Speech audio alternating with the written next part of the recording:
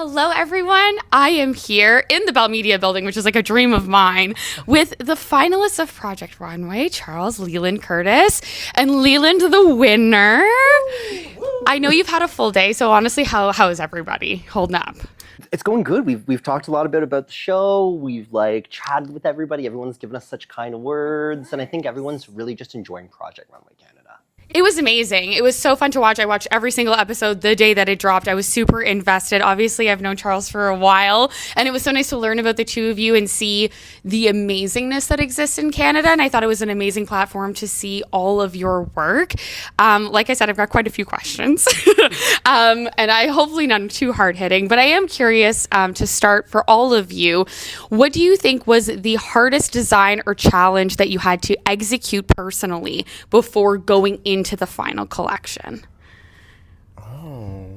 Which one? Which one were you like, yo, I'm stumped, whether they showed it or not? You know what? I have to say the most fun but the most difficult one was bathroom tissue with cashmere. Not because the challenge itself was difficult, but we were at the midway point and we were very much fading through. Of course. And so we just didn't know where to find this energy. And on top of that, it was 3 challenges in one, you know? And so just to find it trying to get past that hump and try to make it to the end and try to make it to the other side. I think that was a very, I had so much fun, but it was a very difficult episode, I think. Of course. Leland, what about you? I think my hardest one maybe was the Joe Fresh challenge. Yeah, it was really difficult having this piece of article of clothing or whatever. We could not alter, we could not change it. Then we also had to create an outfit that changed into another outfit that still kept that piece intact. And so clearly they lost me when they were explaining the rules of the challenge, which is why I did so much extraness. Of course. But yeah, for that one, I think that was a really hard one to kind of just understand, you know? I'm gonna have to say episode 3, the team challenge, because similar to the bathroom tissue, that was 3 challenges in one. Right. It was teams, unconventional materials, and avant-garde, all wrapped up into one, and it was still kind of early on. So we hadn't really gotten that close as a cast yet. We were still getting our footing. We're in this really weird environment and this workroom with cameras, and we're working together and we're fighting, but we're trying not to fight. It was it was a lot, and having that challenge over with, it felt like I was free and it was behind me and I was never looking back. The one that threw me the most was your client one, because I was in no world are you looking on Instagram I was I would be the meanest client if I was look at my profile and just decide what you want me to wear. Just kidding. I hate it. To me was the cattiest challenge, but I loved that they threw that curveball at you. But I was this feels mean. And as a Canadian girl, I want them to be nice to these people.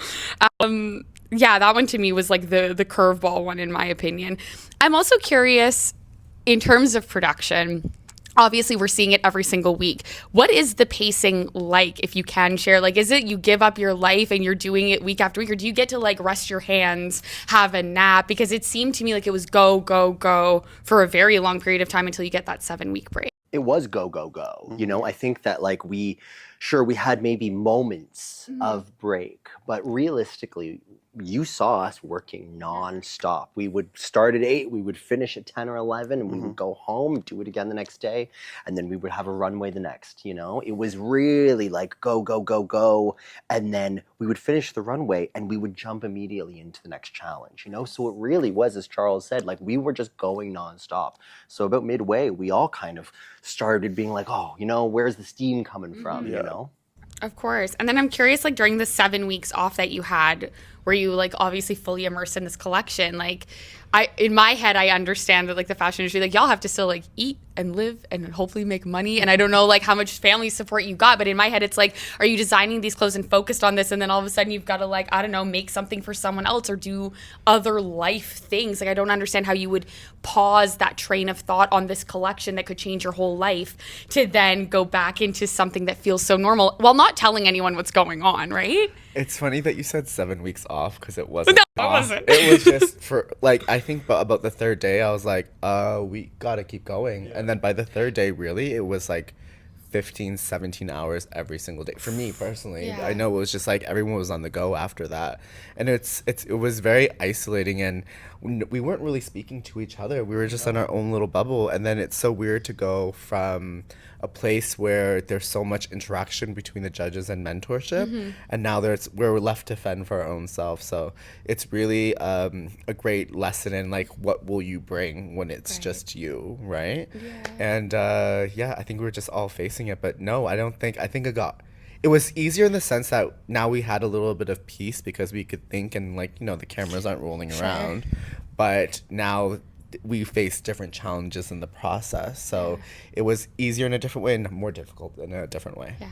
Both of you, same experience of no break, just go. It was a strange feeling because it was like, oh, I'm so excited to return home and return back to my studio and for everything to be familiar. But it was a kind of an out of body experience because I was at home, but we were still in active competition. So it was like kind of just like I was a shell of the person that I would be. And I was so like, you just have to have tunnel vision and like you can't tell anybody. So it's very isolating. And I really, honestly, I missed the workroom, weirdly enough. Like, it was so quiet in my studio, and I was like, where is Aurora, like, yelling from the corner? Where's Leeland making a bag in 10 minutes? Like, where's Charles screaming about hand sewing? Like, it's just too quiet. The voices in her head were very loud, but there was nobody there except for her. Yeah, 100%. And I'm curious, like, when you were working on the collections and finally, like, in those trenches, what was your hardest part, or what piece really like stumped you, or did you feel you had to overwork? Because I feel like seeing them, it looked like it, even though there were moments obviously on TV where you're like considering the knee pads and like different elements, it also seemed like it was cohesive and rather quick because you're all so talented. So I'm so curious of what piece were you like, oh, I don't know. I think for me, my piece that was, I don't know, were my dragon and my bagpipe, I had so much insecurity kind of going back into the finale, being like, these are costumey looks, and they have been telling me not to be costumey, but I'm like, how can I not be myself, So putting those out there and having everyone love and accept them, be like, those were camp. Perfect. Yeah. I had the same struggle with my dragon and my bagpipe look. Oh yes, they were really, really iconic. No, obviously, I think my biggest struggle was the tin skirt. I definitely had like much bigger and more grandiose ideas for that, but like it genuinely just came down to a time constraint issue. And then you even see me say it in episode 9. I say to Leeland, I'm like, what physically is possible at this point? Yeah. Because at this point in time, we had been filming the first 8 episodes of the competition for an entire chunk of time, immediately went home, 7 weeks of collection, and then went back to film the finale. So it was like exhausting at this point. Like burnout would be an understatement. Right. So it was like, you have all this creative energy, but you're so tired. Of course, yeah. Charles? Well, I think I worked in the opposite way because I had all of my larger pieces already kind of like fully finished and realized, and I was trying to marry the rest of the collection in with the more smaller and wearable pieces, the more relatable pieces, but I didn't want to lose that energy in the process. And so for me, trying to find those connective ties between all the looks was really difficult. And just tell a cohesive story and kind of marry the colors where I wanted them to marry. But at just one point, you have to be like, it is what it is. Like, you can't go any further. And then to go any further past a direction you don't believe in is a betrayal to yourself. Of course. And I'm curious, when you were watching it all back, after the growth that you had done, all the work that went into that final collection, do you look back on any of the earlier pieces from episodes 1, 2, and 3 and think, I would change this given the same parameters, I would do this differently? Or do you even see, looking back at things that you made before, now that you've had all this growth, where you would change your own creative work from, pre-Project Runway versus post? Anybody? I think as like a creative or like any sort of artist, you're always going to look back at older work and imagine revisions. I mean, that's like such a beautiful way to look at growth. But in terms of like what I did on the show, I don't think I would change anything, because that's who I was in that moment. That's where I was at that point in time. And there's like nothing that I would do differently. I mean, obviously, if I were to like return back in some All-Stars, whatever, I would have a different approach. But like, I think everything that I did on this season was like just the way it should have been. Yeah, I totally agree too. That's the thing. Like when we put things out, that was a moment in time where we felt how we felt about this material, about this design, you know? And all of those things coming together, marrying, made the look, you know? So I feel like, sure, if we went back, things could be different, but they may not be as good as they were at that point. Absolutely. Charles? I think it's also looking back with regret, and I just think if you're honest with yourself, you don't do that, because it's like each garment you make truly is a diary entry of like where you are in that time and place in life, and it's your belief system. So obviously I could always look back and say I would design differently, because like if you haven't, then you're not growing. But I never go back and change it, because that was a specific moment in time which reflected my beliefs in that moment. Fair, absolutely. Was there any difficult parts in terms of listening to the mentors and the judges? Did you ever hear Aurora say something and think, no, you have it wrong? And then did you still go with those choices? Because I felt conflicted. I was watching that show. I was yelling at my screen often the whole time. So I'm curious if there were ever any moments where you were like, you know what, Jeannie, actually. Oh, never Jeannie. Never Jeannie. We would take any- Jeannie said.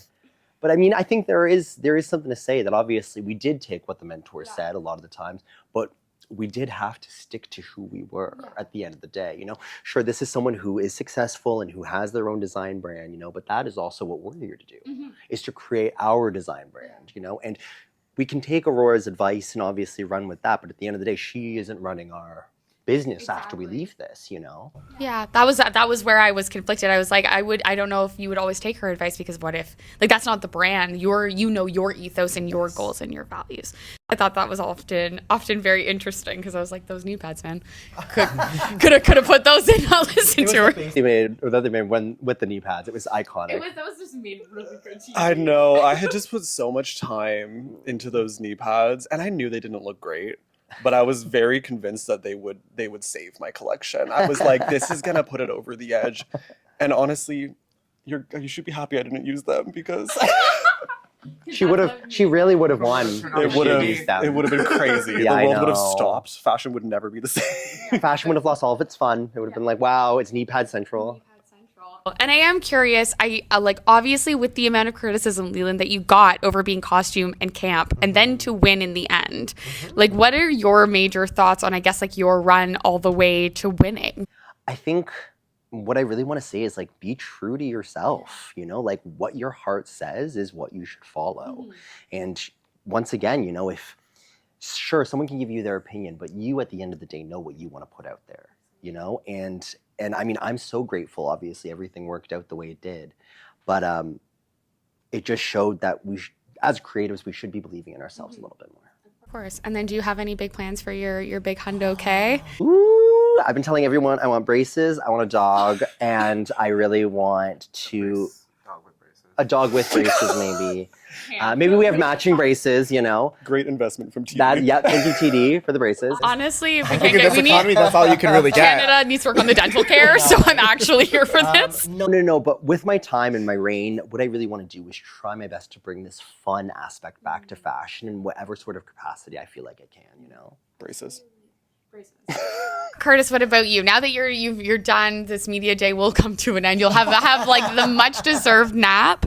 And then what do you want next for the brand? Honestly, I'm just like working on making Wuthering Delight like more accessible. I want to like branch away from my like one-of-one custom work and focus a little bit more on ready to wear. I spend so long like creating all of these stories and these narratives with my garments, and I want to let people into that world with me. You know, I want them to have that be a part of their everyday life and have these like t-shirts with corsets on them and everyone in a sailor hat. So we're working on a little bit of ready to wear. I love that. I also love that right before Wuthering Heights comes out, because I'm like, you should be dressing everyone and their dog with the braces to the Wuthering Heights premieres. So we need that out there. Charles, what do you have next? I know what you have immediately next tomorrow, but what do you have after that? Yeah, I mean, like I worked in a lot of custom my whole life, and it wasn't until after I returned to Canada too that I'm like, who am I as a designer? And this was always on the path of me expanding the brand. So it was like, again, more accessible, but the plan was always to take it to the next level, which is, you know, how can the everyday person wear it while still having the same impact and not diluting the vision of what I believe in. Absolutely. You know, and so that really is the next step, and then I'm just waiting for that next step. Amazing. Yeah. And my last question, a hopeful one. Obviously, we hope that there will be a season 2 and that this will continue to be a platform for all the amazing Canadian designers out there. I feel so privileged and gifted to live in a city where I know all of them, coming from New Brunswick, where we could use some more. But what do you hope for the future of Canadian fashion? We're in this Made in Canada movement. We've got these platforms, social media abound. So what do you think is either needed, or what do you wish for any designer to be able to continue to excel? I think first and foremost, all the designers out there have to email Crave and tell them they want a season 2. We loved making it, you will love making it, and we want to watch what you guys have to show. You know, we want to watch another 12 designers do exactly what we did, because we understand what they went through. Yeah, of course. Of course. Anything else? Any other thoughts? I definitely think the biggest thing is it goes along the line with this, and it's support Canadian. And that comes in many forms as well, either through viewership or actually purchasing Canadian design and Canadian owned brands on your own, and really amplifying our voices, because it's not necessary to go beyond the borders when we have such great talent here. So you really have to nurture our own for it to grow. Yeah, 100%. Curtis? Yeah, I think even with or without a season 2, I really hope that this can be the spark to the flame that is reigniting Canadian fashion. And exactly like Charles said, like, we've got so many incredible designers and just creatives in general in this country. I think we were a great selection of 12 designers to represent that, but we are such a small portion of it. So like anybody, like wherever you are across all of Canada, there's definitely a local designer or creative there that would love it if you would follow them on Instagram or just show your support in any way you can. And harvesting that community, bringing fun back, I think we could really make a big change in Canada. 100%. Congrats again, you trio. It's been lovely seeing, obviously, your friendship, your bond, and seeing the amazing fashion. I would wear anything and everything. Offer available.